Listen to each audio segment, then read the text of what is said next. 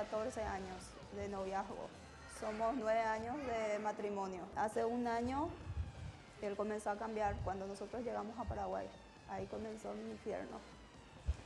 Bueno,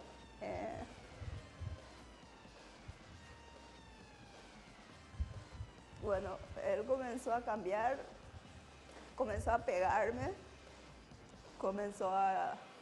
cada vez era más violento, más agresivo. Inclusive no le importaba a sus hijas. Nosotros tenemos 2 hijas, una de 6 años y una en ese entonces de 1 año. Mi nena, cada vez que él me golpeaba o me arrastraba del pelo, siempre le decía: papi, por favor, papi, no le golpees más a mami, papi, déjala a mami. Las personas que pasaron por esto saben que es difícil contar, porque el estar ahí. La primera vez que yo le denuncié a él fue por impulso nada más. Pues fue en mi red social, fue en el Facebook por impulso nada más, porque veía que la justicia no estaba haciendo nada. Porque yo siempre le dije: Rodri, no me pegues más, no te das cuenta del daño que me estás haciendo, le decía. Esta noche en AM habla la mujer que denunció a Rodrigo Burgos, un caso que visibiliza de alguna manera la violencia contra la mujer, cómo se activan finalmente los mecanismos de justicia ante este tipo de cuestiones.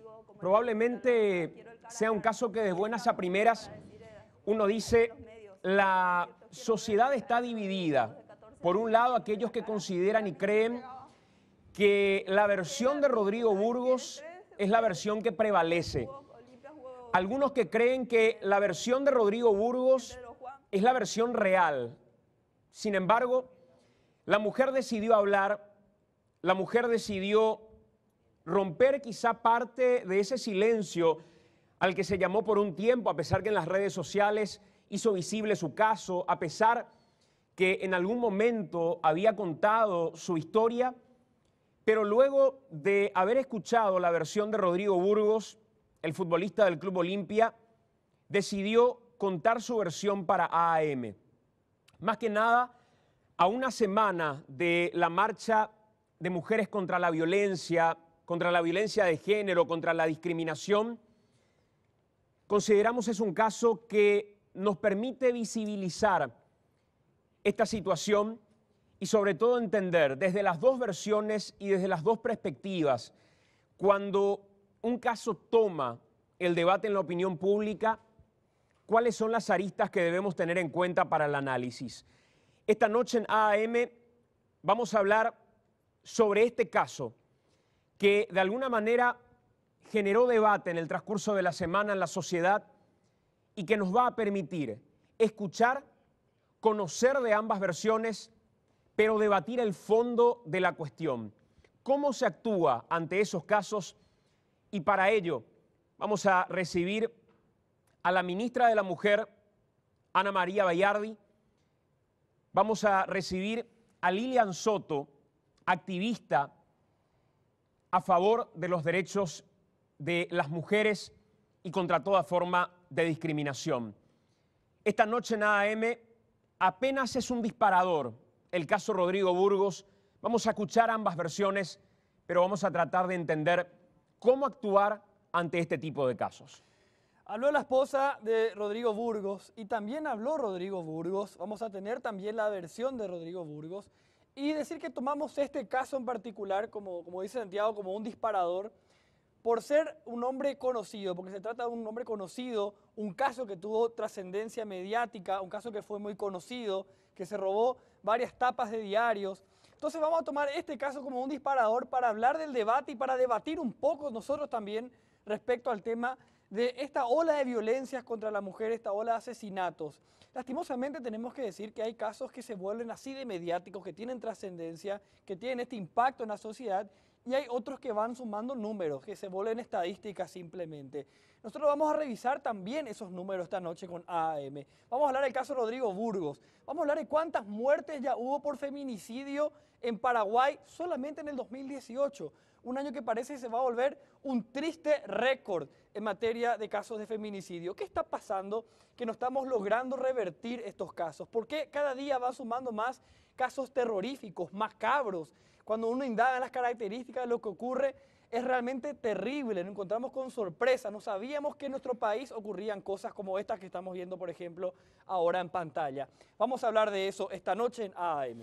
Y esta noche también, en esta edición de AAM, vamos a hablar de otro tema que acapara la atención en el ámbito político y en el ámbito jurídico. Raúl Fernández Lipman. Un apellido, un nombre que se hizo conocido en el transcurso del final del 2017 a inicios de este año. ¿Qué es lo que sabe el ex secretario del Jurado de Enjuiciamiento de Magistrados, que espera que la Fiscalía le acepte la posibilidad de colaborar con la justicia de manera a reducir eventualmente su responsabilidad en los audios que fueron filtrados y en los hechos que se le atribuyen, en las causas que se le investigan? ¿Qué es lo que sabe Fernández Lipman? El abogado Álvaro Arias nos va a acompañar esta noche en el programa. Decía en el transcurso de la semana, luego de la última audiencia a la que tenía que asistir Fernández Lipman y a la que finalmente no fue, que su cliente va a cantar y que su cliente va a contar todo lo que sabe siempre y cuando la Fiscalía le permita una salida procesal más favorable.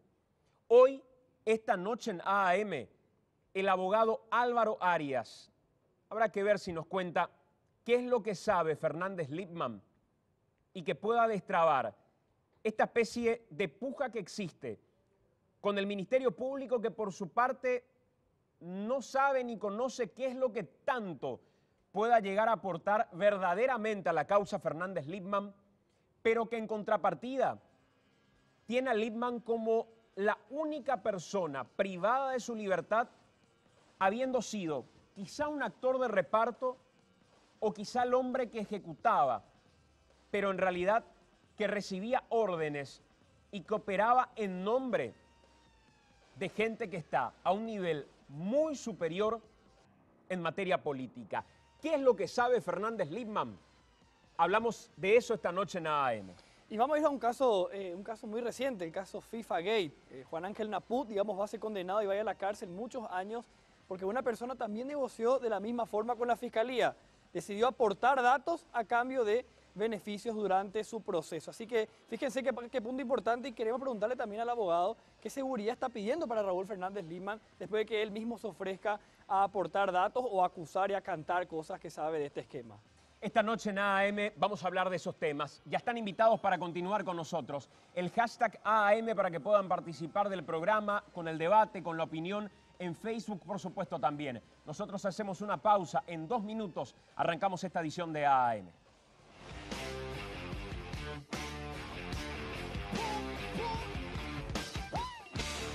Ya está con nosotros el doctor Álvaro Arias, el abogado, representante legal de Raúl Fernández Lipman. ¿Qué tal, doctor? ¿Cómo te va? Bienvenido. Buenas noches, Santi. Muy bien, muy bien. Raúl Fernández Lipman, me decías de manera categórica el otro día, quiere hablar. Raúl Fernández Lipman va a cantar lo que sabe. ¿Eso es correcto, doctor? Sí, correcto, Santi. Yo quisiera explicar una cosa para que la gente entienda. De todo este escándalo surgido por el tema de los audios, el único que tiene 2 causas abiertas, 2 imputaciones, es Raúl Fernández Lipman.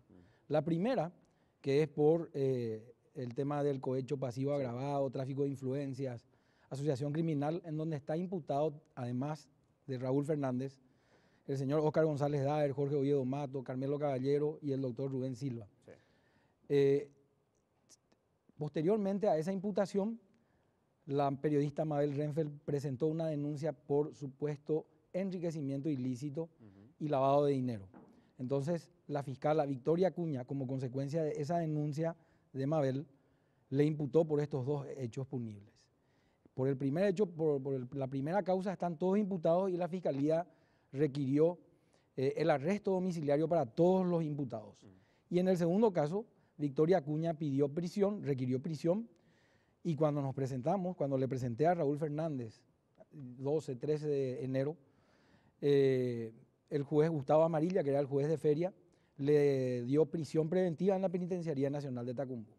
Entonces, en esa causa, era la causa en donde él solo está imputado, es en donde él estaba con prisión preventiva. Hasta que la fiscal se dio cuenta que esa sospecha inicial de que tenía supuestamente cuentas multimillonarias en dólares americanos, en guaraníes, fue perdiendo verosimilitud. Entonces la fiscal pidió informe a los bancos, entidades financieras, casa de cambio, los inmuebles que tiene son todo producto de herencia. Y bueno, entonces le citó a prestar declaración indagatoria y en esa causa ya declaró él. Ya declaró con... Pero no en el caso de los audios. No en el tema de los audios y voy a ir a ese tema después. Antes, bueno. Enrique tiene un material que preparamos sobre este tema como un disparador. La causa Fernández Lipman en sí, Enrique.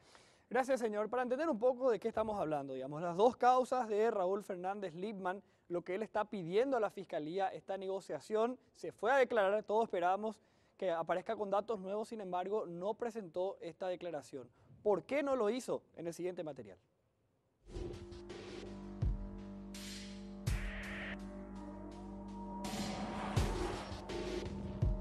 El escándalo de los audios revelados el año pasado que sacudieron a la justicia paraguaya está lejos de acabarse. Raúl Fernández Lipman, uno de los principales involucrados en la trama, no se presentó a declarar el viernes.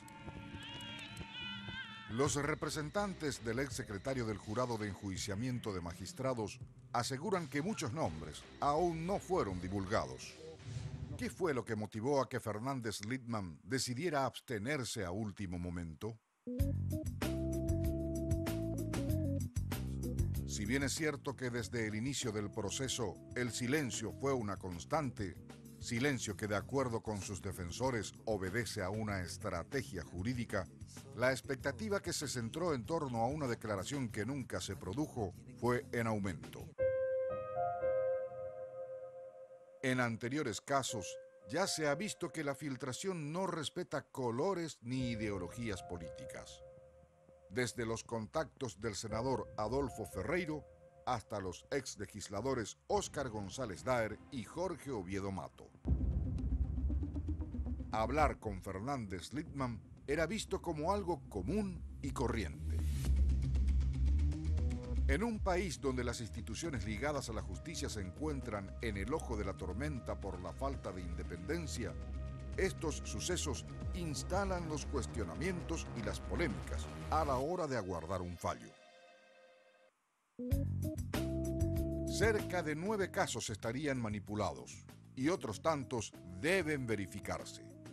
Según auditorías de la gestión de la Corte, varios empresarios y políticos están involucrados. Entre ellos, los casos de intendentes y exintendentes, como Albino Ferrer y Roberto Cárdenas. Fernández Lipman se encuentra procesado no solo por tráfico de influencias, cohecho pasivo y asociación criminal, sino también por enriquecimiento ilícito, proceso en el que también se encuentra involucrado Cristian León, que supuestamente actúa como testaferro de Fernández Lipman. Y aquí surgen numerosas interrogantes. Fernández Lipman ingresó en el 2009 al Jurado de Enjuiciamiento de Magistrados con un salario de un poco más de 21 millones de guaraníes, que el año pasado alcanzó 27 millones. Sus representantes legales afirman que sus bienes provienen de varias herencias y también gracias a la venta de libros. Desde el primer momento en que la Fiscalía le imputó a Raúl Fernández Lipman por enriquecimiento ilícito, sostenía la Fiscalía de que sospechaba de este tipo penal porque 80 millones de guaraníes en un año depositadas en el Banco Familiar. Y hay que decir de que con los beneficios, con las gratificaciones, un secretario del Jurado de Enjuiciamiento de Magistrados alrededor de 320 millones de guaraníes cobra en el año. Fernández Lidman, además, tiene cuentas bancarias tanto en dólares como en guaraníes, que superan ampliamente sus ingresos. Y es aquí donde aparece el nombre Cristian León, ya que era el titular de cajas de ahorro en bancos de plaza que presumiblemente son manejadas por Fernández Lidman. Todas estas informaciones son elementos sostenidos por el propio Ministerio Público. Ya pasaron casi 4 meses desde que se destapó la olla de corrupción que envuelve a la justicia. ¿Quiénes más están involucrados? Por ahora, la declaración más buscada de todas seguirá esperando.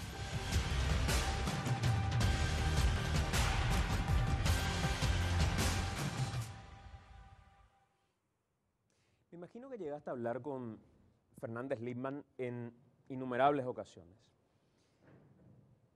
Cuando lo escuchás, ¿encontrás una persona que sabe y mucho del manejo que tenía el jurado? Sí, por supuesto, claro. Él era el secretario, el actuario, y en el jurado de enjuiciamiento es un tribunal especial, porque no es como un tribunal ordinario en donde se le imputa a cualquier persona y tiene todo un esquema en el Código Procesal Penal. Hay una ley especial y los que son investigados son magistrados. Entonces los magistrados van y ellos mismos hacen sus gestiones ante el señor Fernández Lidman, cuando era actuario. Y desde luego que tiene una muy importante labor el actuario, más aún del jurado de enjuiciamiento de magistrados, porque el presidente, por ejemplo, Óscar González Daer, en realidad es senador y mucho tiempo está en el Senado.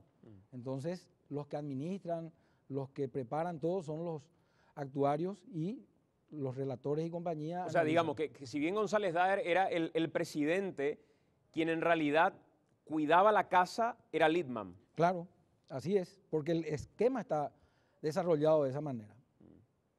Y cuando lo escuchás a Fernández Lidman y contrastamos con lo que los audios revelan, ¿qué porcentaje de lo que en realidad sabe Lidman está revelado a través de los audios? ¿La mayor parte o en realidad es solamente una parte de lo que él podría contar?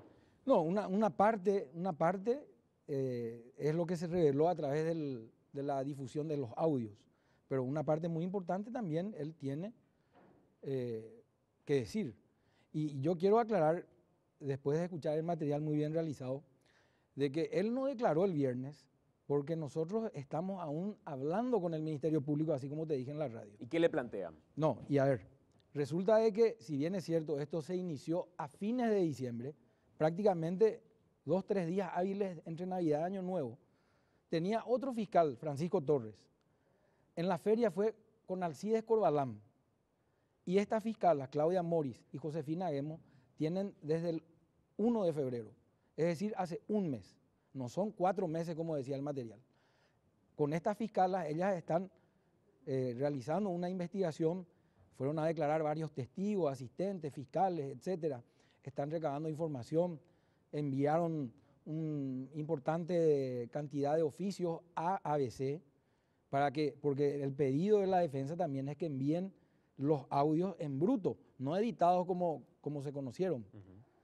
Y bueno, entonces nosotros estamos conversando recién con la Fiscalía para que la declaración de Fernández Lidman reditúe un beneficio para él mismo, como decías al inicio del programa. O sea, ¿ustedes hoy consideran que Fernández Lidman no debería ser el único protagonista sobre quien se pongan los ojos en esta historia? Que Fernández Lidman maneja otra gente y maneja otros nombres, y ¿qué es lo que esperan de la Fiscalía para que él cante todo, como se dice? Y una salida alternativa, lo que decía al inicio Enrique, decía el tema de la FIFA Gate como ejemplo, que es la delación premiada, que en nuestro país, si bien es cierto, no está legislado como tal, pero sí tenemos varios institutos como la suspensión condicional del procedimiento, el procedimiento abreviado, etcétera, alternativas que uno puede definitivamente salir de la causa y se convierte en testigo a partir de ese momento. Ya sucedieron en otros casos, no tuvieron tanta prensa nada más. Hace rato te preguntaba, doctor, Sí. ¿qué porcentaje de lo que se conoce es lo que verdaderamente pasaba en el jurado? Vos mirando lo que se vio en la prensa, lo que se escuchó Sí. en los medios, si me tuvieras que dar o un porcentaje de lo que todavía no se reveló, o si es la mitad o más de la mitad, al escucharlo a Lippmann, ¿qué pensás? Pienso que el 60% es lo que se conoce y un 40% bastante productivo en información es lo que no se conoce. Que Lippmann lo sabe Sí, y que está dispuesto a contarlo. correcto, pero como contrapartida una salida, no es ir a declarar nada más y nosotros nos quedamos, luego tenemos que tener ese compromiso con el Ministerio Público. También quiero aclarar que las fiscales en ningún momento pusieron algún tipo de obstáculo o no le quieren llamar como surgió durante la semana, no le quieren llamar. Al contrario, le han citado varias veces y todavía nomás nos hemos encontrado, pero esto va a continuar, Santiago. Son 6 meses de la etapa preparatoria y muy probablemente el Ministerio Público solicite y requiera una prórroga extraordinaria a la Cámara. ¿Y qué pasa si a ver, pregunto nomás Sí, desde, ¿qué pasa si la Fiscalía dice, esta es una presión, es una coacción por parte de Lippmann? En términos jurídicos, Sí. ustedes consideran que no es eso, sino que es una salida procesal prevista en el código. Claro, ellos no podrían decir eso porque lo que pueden decir es, ¿sabes qué? A mí no me interesa lo que va a decir tu cliente. No me interesa el 40% restante. Exacto. Eso es lo que puede llegar a suceder. Pero si es que declara y no hay un compromiso de por medio, entonces no tiene ningún valor para nosotros desde el punto de vista de estratégico, como decía la nota, para emitir esa declaración. Y en ese 40%, ¿hay otros políticos involucrados? Y hay actores, sí diríamos que sí, políticos que formaron parte del jurado, etcétera, muchas personas. O sea, hoy Fernández Lippmann, si sabe más de lo que se contó, implica que él reconoce que esos audios le corresponden. Cuando declare, reconocería, ahora soy yo el que estoy diciendo de que tenemos información que puede llegar a serle útil a la Fiscalía y creo yo, si yo soy fiscal, estaría atento a ver qué es lo que podemos acordar. ¿Y cuál es la salida procesal correcta para ustedes? Si ustedes tuvieran que plantear, esto queremos a cambio y con esto nos conformamos, ¿cuál sería la salida? La suspensión condicional del procedimiento. Esa es una salida que prevé el Código Procesal Penal, en donde el imputado reconoce los hechos y el juez le otorga esta salida, se le imponen unas reglas de conducta. Si cumple con las reglas de conducta, se extingue la acción con respecto de esta persona. Y ahí es una cuestión importante lo que quiero aclarar y en todo caso me corrige el doctor Arias. Cuando habla el doctor Arias de reconocer los hechos, siempre estamos hablando del caso audios. Sí. No estamos hablando del enriquecimiento ilícito, porque en el caso del enriquecimiento ilícito, él dice, no me pueden acusar de esto. ¿Es correcto, doctor? Es correcto, así mismo, tal cual. Y contestando al material, Cristian León, se hablaba de una persona que está también imputada, Cristian León, que era el secretario de Fernández Lippmann en el jurado, y decía que él tiene unas cuentas, esa era la sospecha de la fiscal. Pero ¿qué pasó? Cristian León está inhibido por una demanda de 2,5 millones de guaraníes. O sea, un tipo que está demandado y como consecuencia de que no tiene ningún bien se le inhibe. ¿De qué manera puede ser el testaferro? Es imposible, es imposible, no tiene nada a su nombre. Él lo que hacía era, iba a hacer trámites, a comprar, a cambiar dinero, pero totalmente dentro de un esquema posible como consecuencia de su salario. Se dijo que Fernández Lippmann cambió $24,000 de una. Eso fue un préstamo que él quitó en el Banco Itaú y así el cheque en guaraníes se fue y cambió en la casa de cambio para comprar un vehículo y la cuota que le salió en Itaú, que hasta ahora está pagando, es de 4 millones de guaraníes. Con respecto de su sueldo, más la de su señora, 4 millones puede pagar. Entonces, el tema del enriquecimiento ilícito fue, me arriesgo a decir, que fue un chismerío que se presentó en la Fiscalía y que derivó en esta imputación y que finalmente la misma fiscala, en oportunidad de la revisión que hemos solicitado, dijo, es cierto lo que dice, no hay elementos, hoy pierde verosimilitud, incluso estaba dispuesta a un cambio de calificación. Entonces, en ese caso no hay nada que negociar con el Ministerio Público. Ahora, en algún momento vos hablabas de la venta de libros. Y recuerdo haber hablado con un montón de gente del ámbito de la literatura y me decía, si fuera verdad lo que dice Lippmann, nosotros nos cansaríamos de escribir libros y no sería una cuestión de apostolado, sería una cuestión de comercio y de negocio real. Tal dinero no corre en el ámbito de los libros. Después aclararon ustedes y dijeron, no, era del ámbito educativo y sí le estaba permitida esa tarea porque estaba ligada al ámbito educativo. ¿Cómo hizo dinero vendiendo libros? Su tía, la hermana de su padre, Maxdonia Fernández, es una docente que hoy día está retirada, jubilada. Es una excelente profesional reconocida en ese ámbito. Ella quitó un libro para la venta de los universitarios que se están iniciando en todas las universidades, la nacional, la católica, en todas las universidades, y tenía una venta muy importante. ¿Y qué hacía este señor Fernández? Le ayudaba a la tía en distribuir y ganaba un porcentaje. Comisionaba. Claro. Entonces, en algún momento dado vendieron algo así como, no estoy muy seguro, pero algo así como 3.000 libros. 3.000 ejemplares. Sí, 3.000 ejemplares. Y bueno, y eso fue lo que nosotros le contamos a la fiscala, pero no es que... ¿Y de qué era el libro? ¿De qué se trataba? Redacción castellana. Redacción castellana de Maxdonia Fernández. Exactamente. ¿Y ese libro era de compra obligatoria en las universidades? Sí, señor. Sí, señor. Así mismo. Incluso vamos a presentar un escrito pidiendo que se libre un oficio a la editorial para que informe cuántos ejemplares se han vendido y que envíen la contabilidad de todo esto, porque año tras año fue esta. ¿Y cuánto estaba cada libro? No, ya no sé, no recuerdo ahora. 120.000 guaraníes me dicen acá, que es el Puede ser, puede ser. Y es de uso obligatorio, me dice la producción. Ahora, lo que pregunto es, yo soy malísimo en matemáticas, 120.000 guaraníes en razón de 3.000 ejemplares, que era lo que se vendieron, en todos esos 3.000, ¿comisionó Lippmann? ¿Él vendió todos esos libros o solo vendió una parte de los libros? No, él distribuyó no todos, pero importante cantidad sí. Pero además, esto yo te quiero decir, Santi, que no es que el producto de la venta de estos libros era su principal excusa para decir que tenía esa cantidad de dinero. Solamente fue un comentario que le hizo él a la fiscal Victoria Acuña como consecuencia de sumar todos los beneficios que tenía, su salario, beneficios extraordinarios en el jurado. Esto también una vez le robaron un auto a mano armada, estaba asegurado y le pagaron 80 millones de guaraníes, agregamos... ¿De la aseguradora? De la aseguradora. Entonces eso fue y depositó en su cuenta corriente y eso fue lo que le llamó la atención a la denunciante y luego a la fiscal.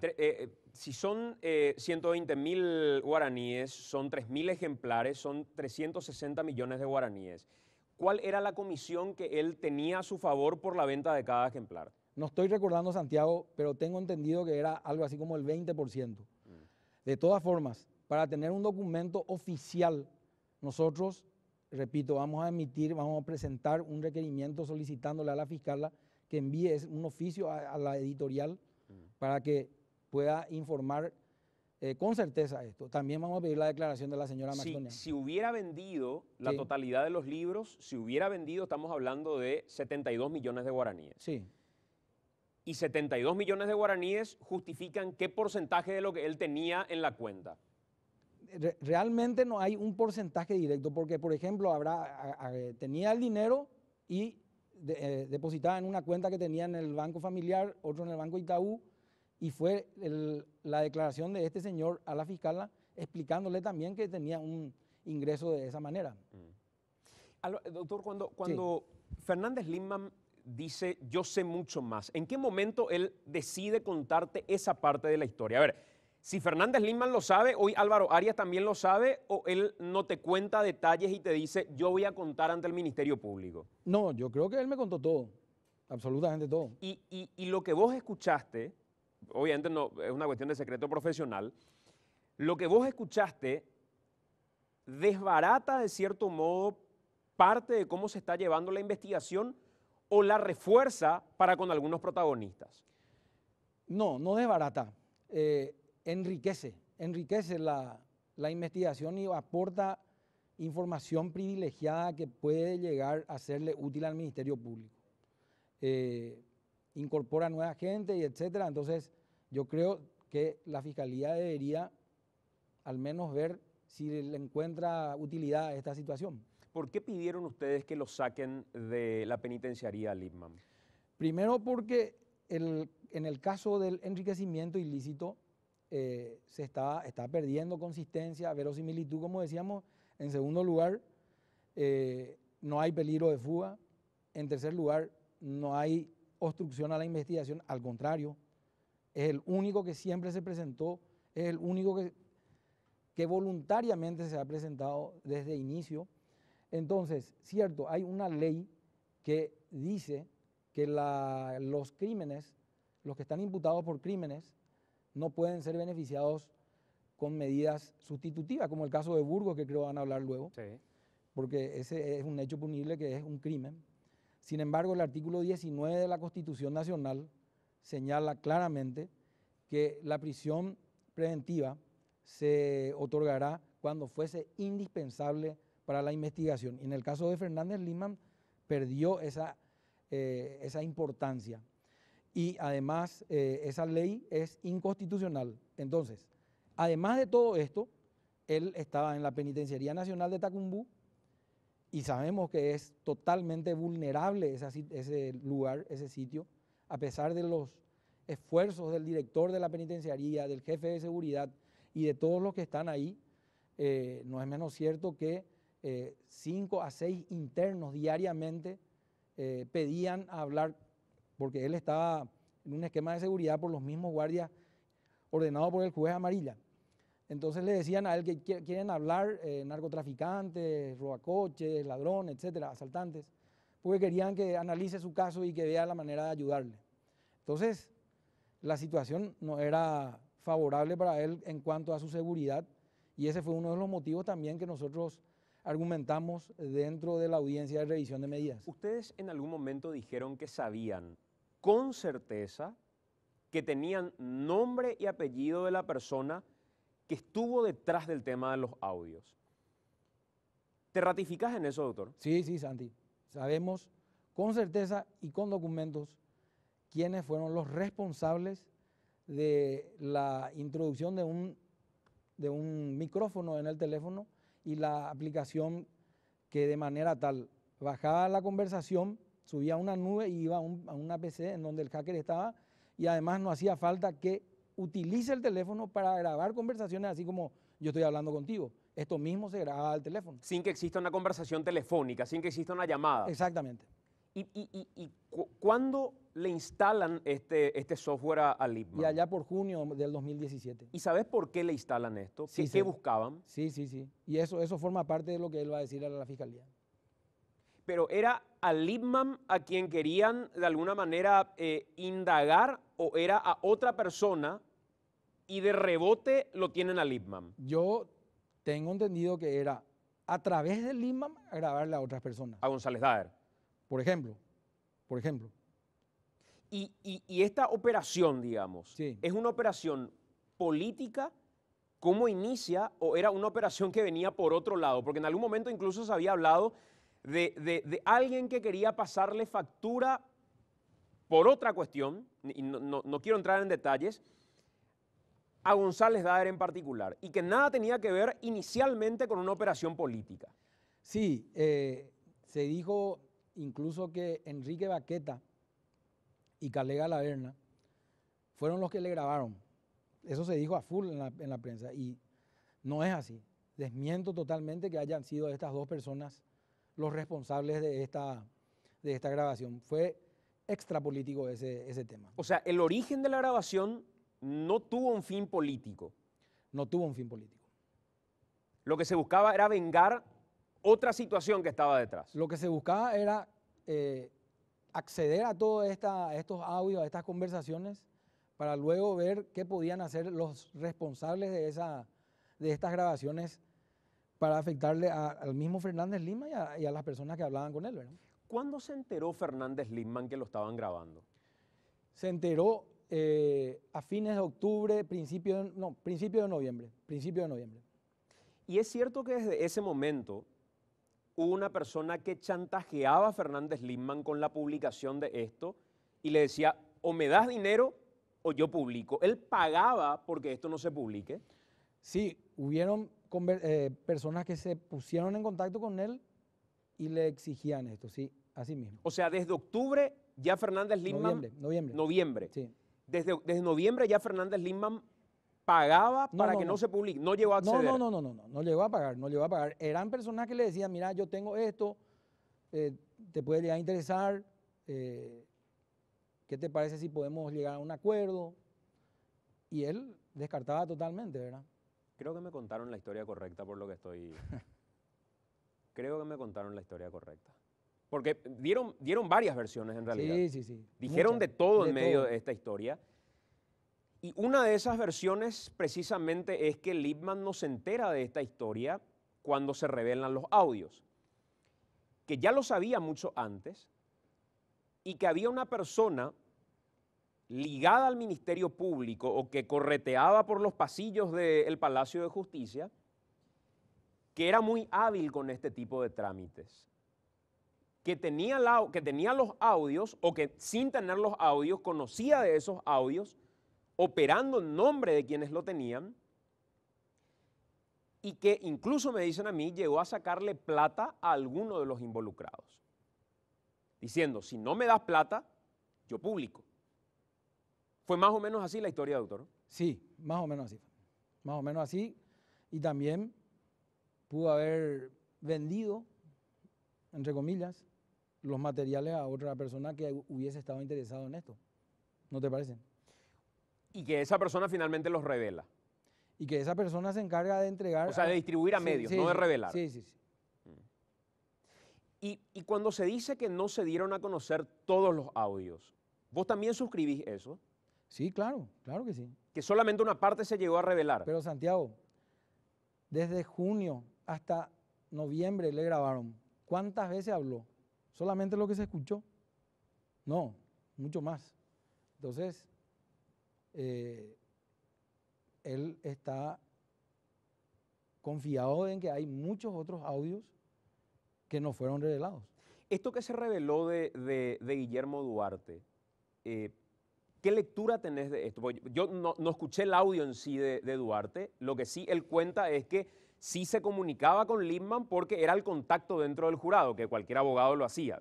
Vos también sos abogado, no sé si te comunicabas con Lindman cuando ibas a enjuiciar a algún magistrado en particular. O defender.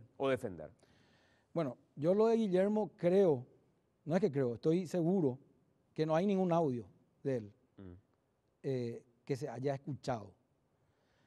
Sí surgió una información que se difundió en última hora, en donde afirmaba que el abogado Guillermo Duarte se puso en contacto unas X cantidad de veces con Raúl Fernández Lindman.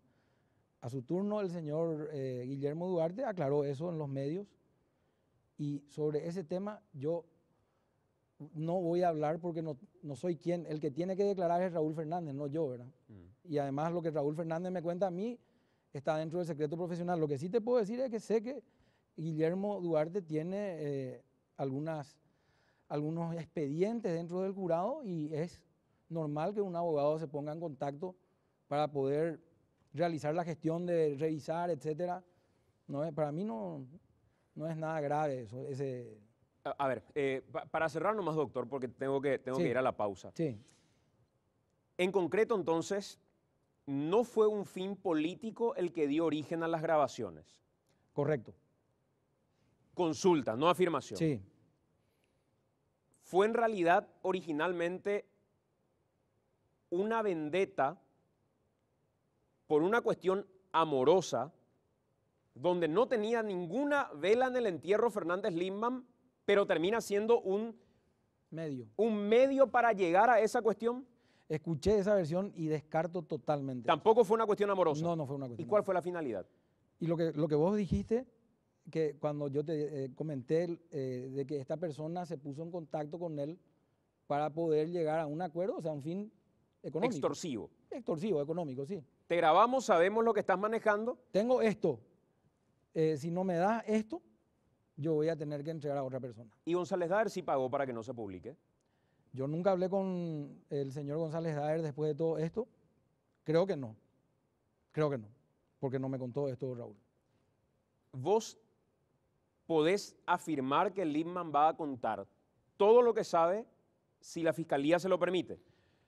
Claro, lo que pasa es que ahí hay un juego de palabras. No es que si la Fiscalía lo permite, si es que la Fiscalía entiende necesario la posibilidad de que este señor tenga una salida alternativa a través de esta suspensión condicional del procedimiento. Entonces allí sí se le da la declaración y la Fiscalía le da la suspensión. Gracias, doctor, por acompañarnos. Por favor, cuando gustes. Vamos a hacer la pausa, 20:47. En breve hablamos de los casos de violencia contra la mujer. Hablamos del caso Rodrigo Burgos, habla su esposa con nosotros, cuenta su testimonio, también el testimonio de Rodrigo Burgos, que contradice de alguna manera la versión dada por la esposa. Nos acompaña Lilian Soto, también nos acompaña la ministra de la Mujer. Todo esto a la vuelta de la pausa en esta edición de AM.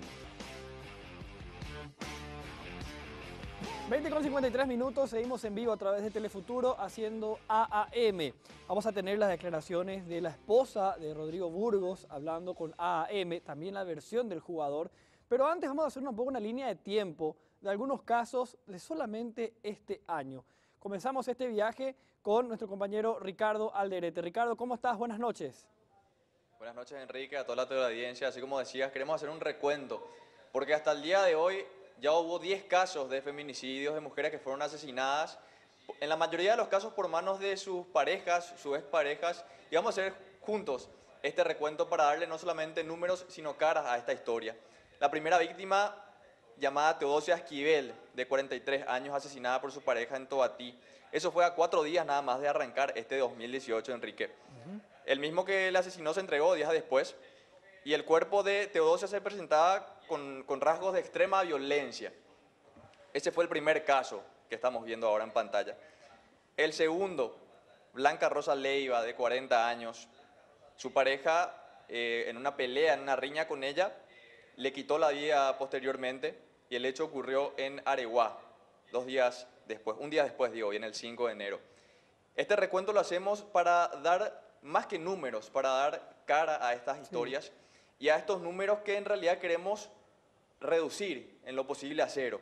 O sea que el tercer caso es una niña de 11 años, una niña indígena, que otro indígena, Lloreo, le violó y posteriormente la asesinó y lanzó el cuerpo de esta niña al río. Estos casos son brutales, no solamente de la forma en que se dieron, sino porque justamente terminan acabando con la vida de mujeres, y esto a inicios del año nada más. Decimos Ricardo, 10 muertes hasta el día de hoy, Enrique. O sea que al 11 de enero, después de haber cerrado un año terrible en materia de números y feminicidios, de abusos, de violencia contra la mujer, al 11 de enero ya teníamos 3 casos otra vez, solamente en el 2018. Qué terrible. Bueno, a ver, continuamos el recorrido contigo, Ricardo, por favor. Bueno, vamos al siguiente caso. Vamos a hablar del caso de María Inés Vallejos y Mónica Santa Cruz, madre e hija, que fueron sorprendidas por Francisco, ex esposo y padre de las mujeres en su casa en San Lorenzo. El hombre tenía una orden de restricción que obviamente no se estaba respetando, y después de haber cometido este crimen, el hombre se suicidó. Estamos al 21 de enero de este año y ya estamos hablando de toda esta cantidad de muertes. Después de haber hecho un montón de análisis de lo que fue el 2017, un año terrible. Arrancamos el 2018 de esta manera. Vamos a un caso muy conocido, algo que pasó en Encarnación, el caso de Marlene Hugh, una mujer que fue sometida a golpes. Tras días de agonía, ella finalmente falleció. Una causa que involucra supuestamente a un ciudadano árabe. Recuerdo que el caso fue muy controvertido. La mujer entró al hospital, la dieron de alta y después volvió y tuvo muerte cerebral. Increíble. ¿Cómo pudieron haberla dado de alta estando en esta circunstancia? Un caso muy, muy conocido, muy confuso y muy raro que se dio en Encarnación. Después tenemos otro más que fue en Caguazú, Ricardo. Asimismo, Ramona Alcaraz Vázquez, de 65 años. Ella fue también asesinada a puñaladas en una plantación de mandioca en Caguazú justamente. El sospechoso, su ex marido. Decíamos también que el factor común era personas de parejas, inclusive exparejas también, que terminaban quitándole la vida a quien fuera su pareja. El octavo caso registrado en este año, Enrique, Sí. es de Otilia Osowski de Zanella, 54 años, asesinada en Santa Rita también por su marido.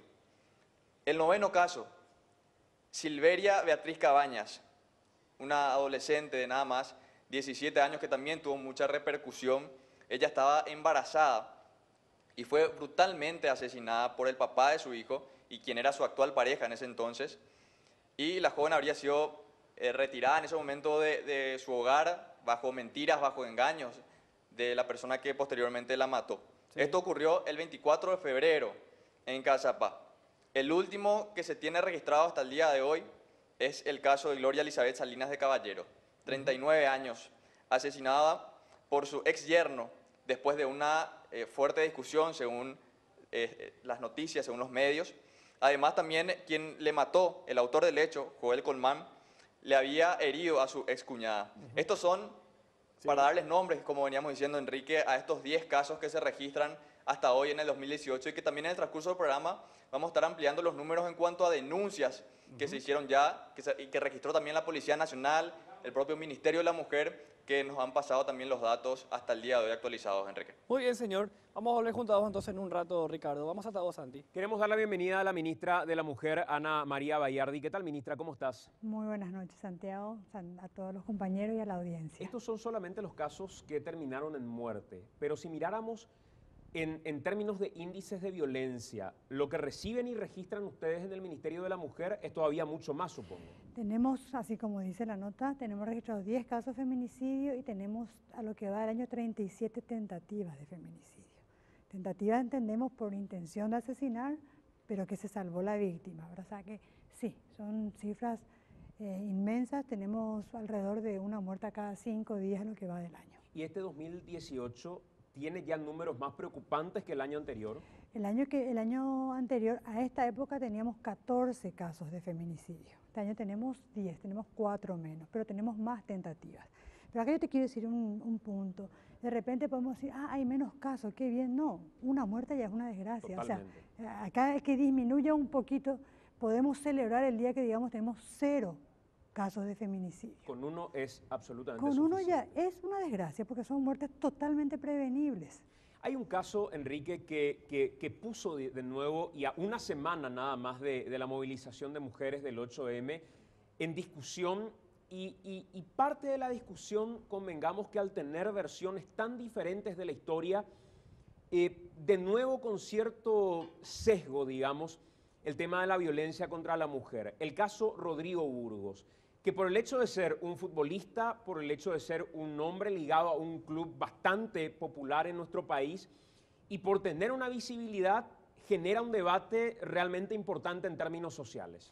Totalmente. Y fuimos nosotros a conversar con la esposa de Rodrigo Burgos, en este caso, la señora Lucía Aguilera. Ella nos relató lo que ocurrió a partir del momento, desde antes ya, cuando era golpeada, y también todo lo que fue ocurriendo después de que hizo la denuncia a través del Facebook. Esto decía Lucía Aguilera. Esto está pasando hace un año. La relación con él son de 14 años de noviazgo. Somos 9 años de matrimonio. Hace un año él comenzó a cambiar cuando nosotros llegamos a Paraguay. Ahí comenzó mi infierno. Bueno,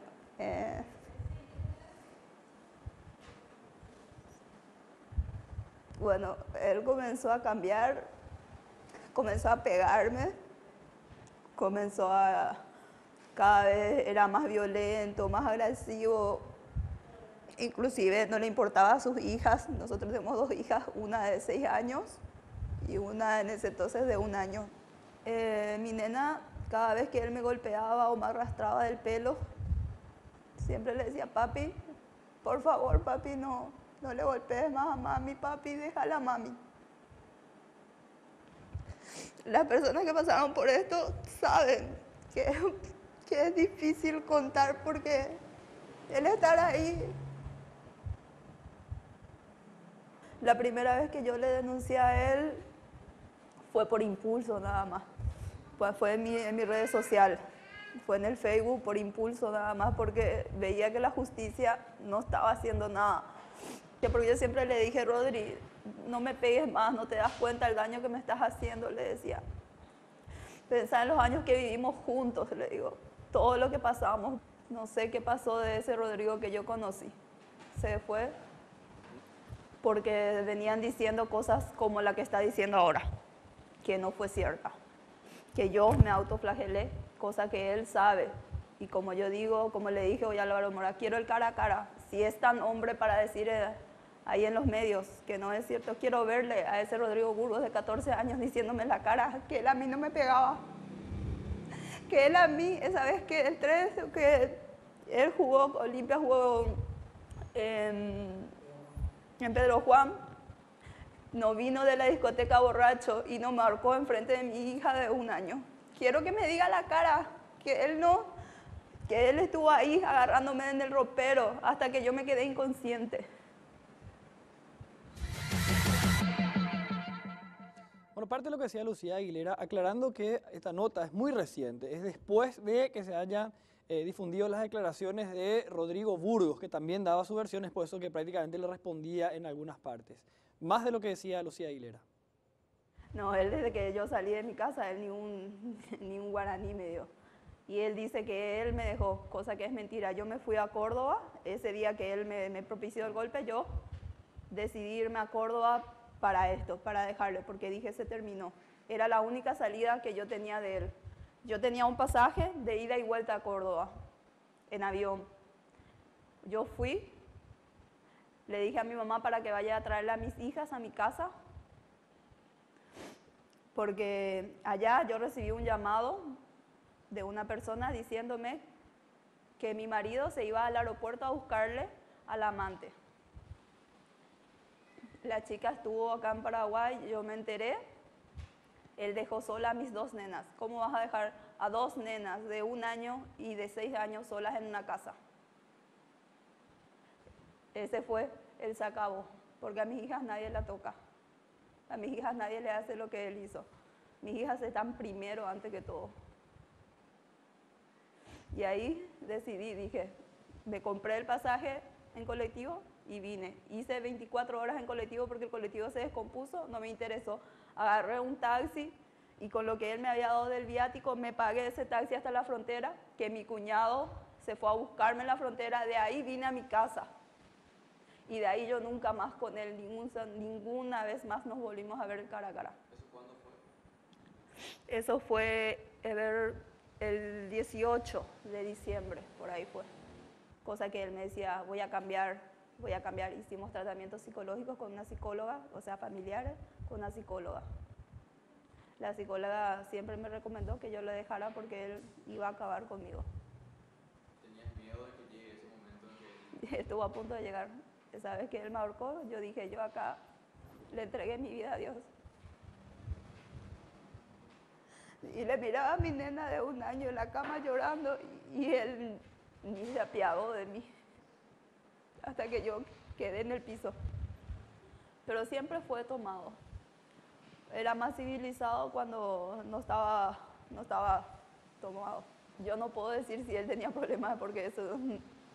Pero sí tomaba mucho. Es una persona que toma mucho.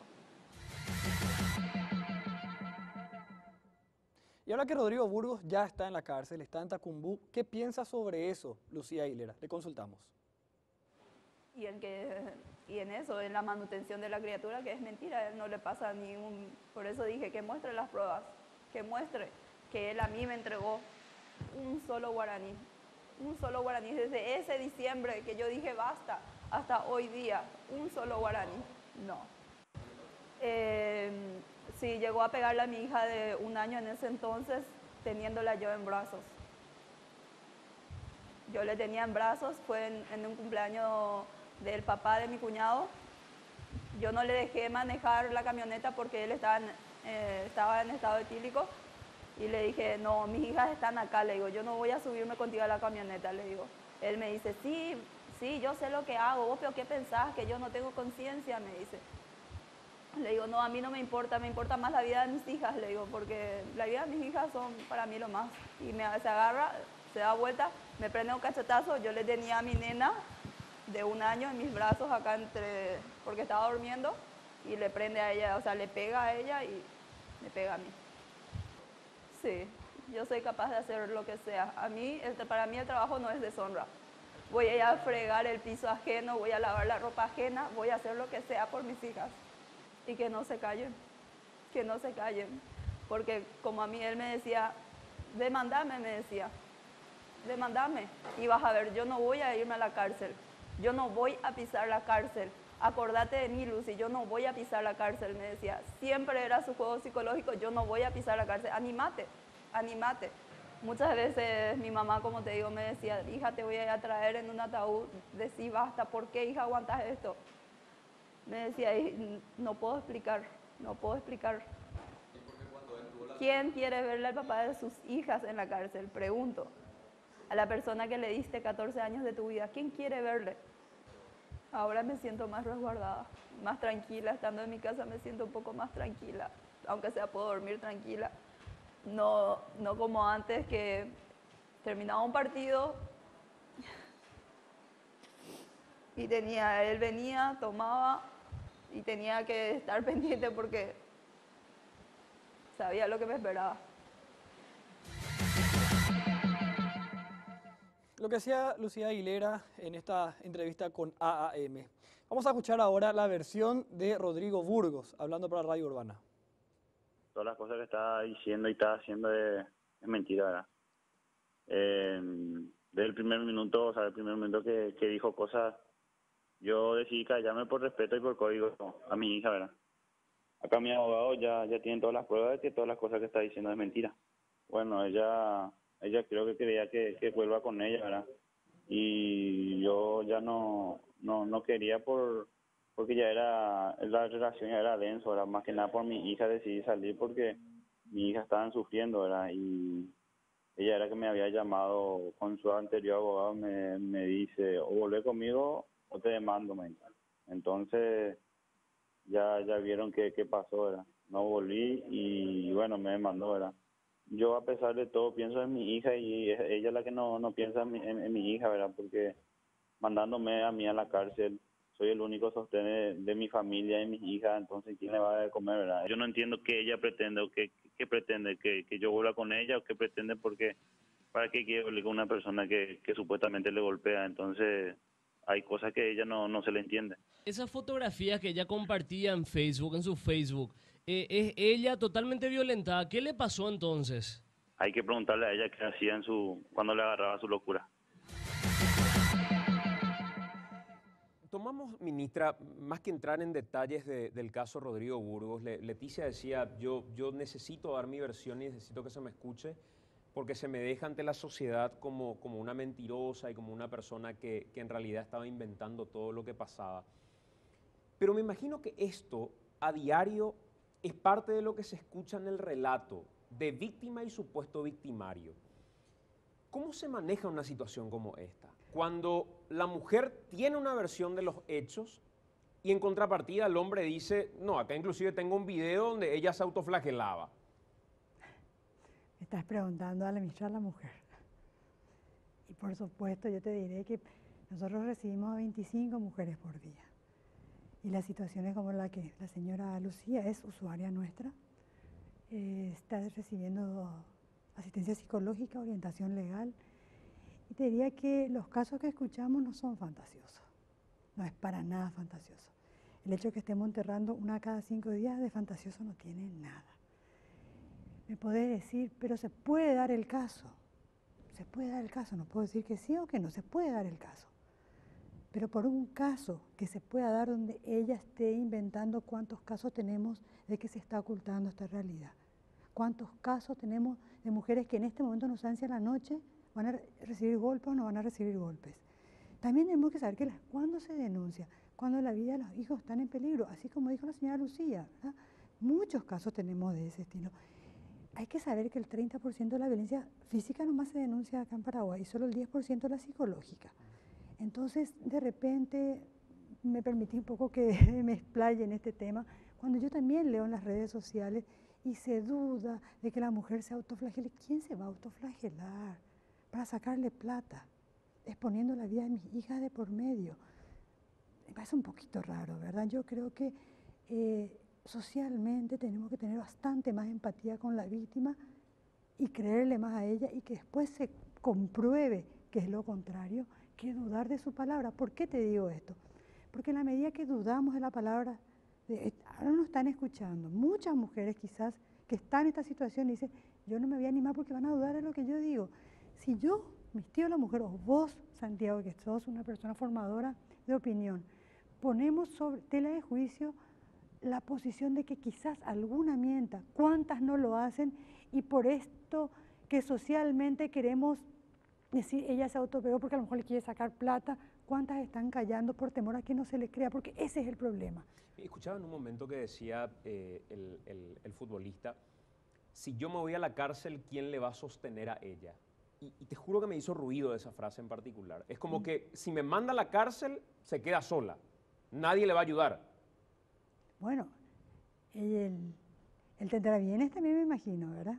O sea, la justicia va a entrar a lidiar ahí, pero, o sea, que le tengo que sacar de la cárcel porque así él le va a mantener. O no, hay que denunciarle porque es la única manera de tener dinero. O sea, y que dijo, también escuché, porque estoy viendo por primera vez este material, el que dice, no estoy dudando de ninguno ni otro lado, o sea, yo no quiero entrar en juicio de valor, pero él que dice en este momento, yo le quise dejar y ella por venganza está haciendo todo esto. O sea, ella se autoflagela por venganza.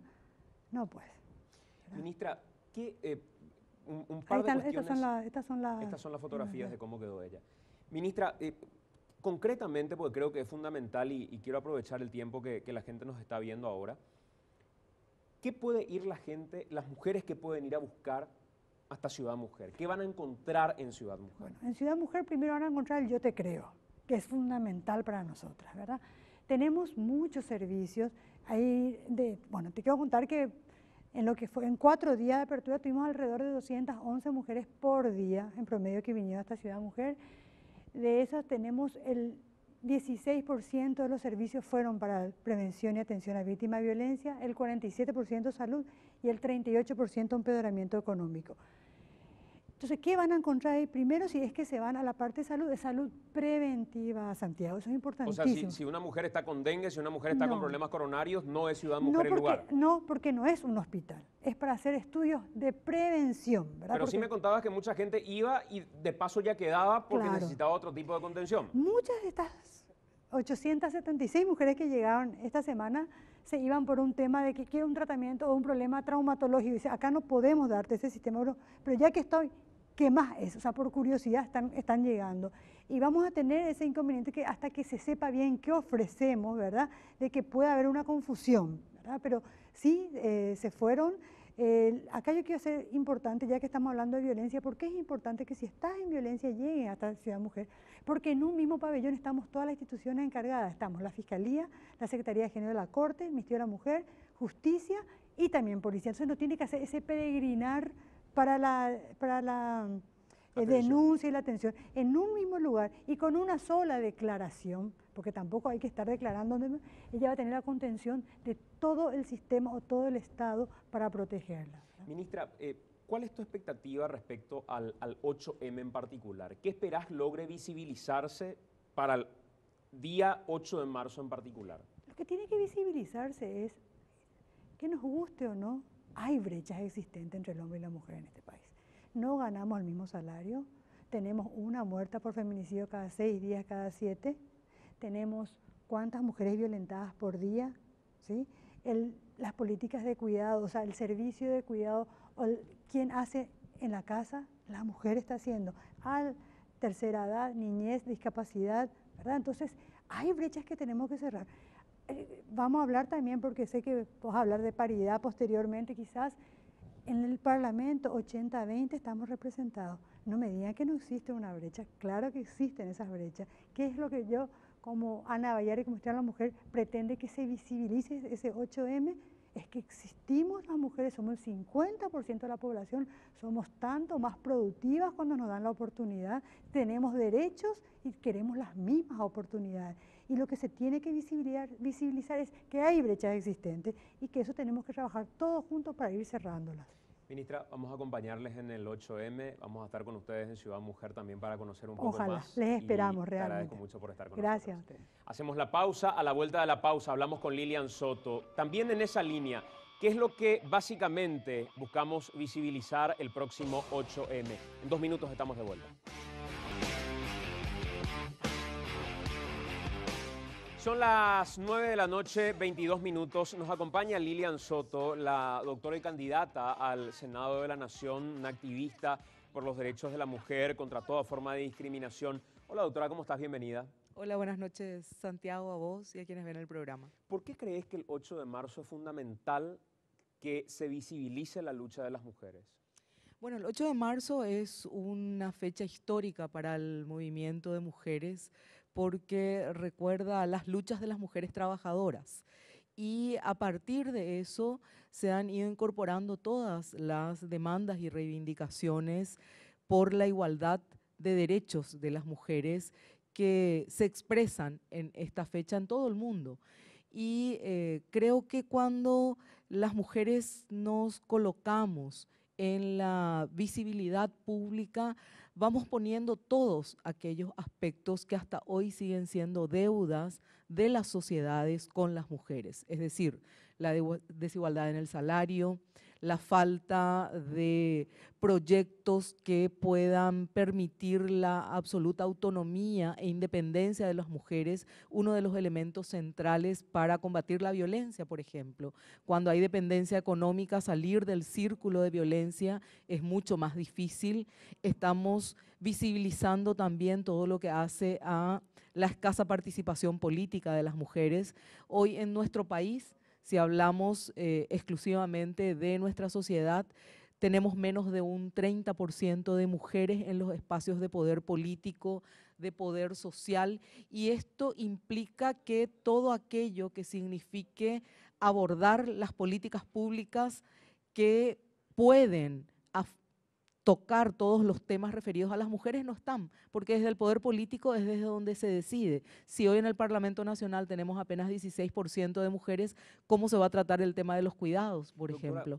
Eso que decías de la violencia económica, se escuchaba en el relato recién que compartíamos del futbolista Rodrigo Burgos, ¿qué va a hacer ella si yo estoy en la cárcel? Eso como que es muy común y muy frecuente que se escuche en general en los casos de violencia, que el hombre todavía considere que la mujer no puede sin él.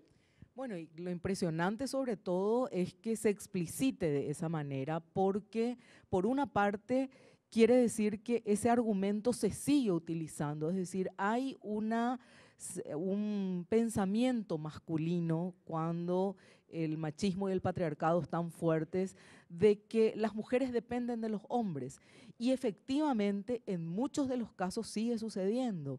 Todavía las mujeres siguen ocupándose del ámbito privado, del ámbito de la casa, ocupándose de criar a los niños y a las niñas, y eso no se reconoce como trabajo, eso no se reconoce como un aporte a la economía.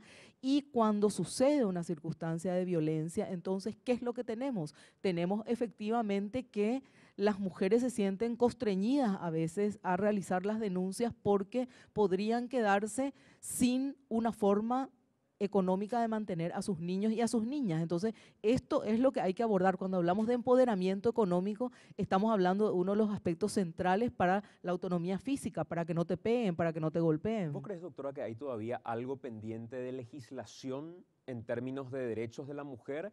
¿O ya está todo legislado y lo que falta es poner en práctica lo legislado? Faltan cuestiones de legislación, pero falta poner en práctica muchas de las legislaciones que ya están. ¿Qué falta como legislación? Una ley que establezca un sistema nacional de cuidados y de corresponsabilidad familiar. Hoy tenemos claramente, ya por la encuesta del uso del tiempo que se ha publicado, tenemos los datos claros con relación a quienes se ocupan de los cuidados, quienes se ocupan de las tareas domésticas, y esto tiene que ser redistribuido, tiene que existir un sistema nacional de cuidados que permita que mujeres y hombres se ocupen, pero también Estado, empresa y la comunidad como tal. Entonces creo que esa es una ley que aún falta. necesitamos una ley de la mujer indígena.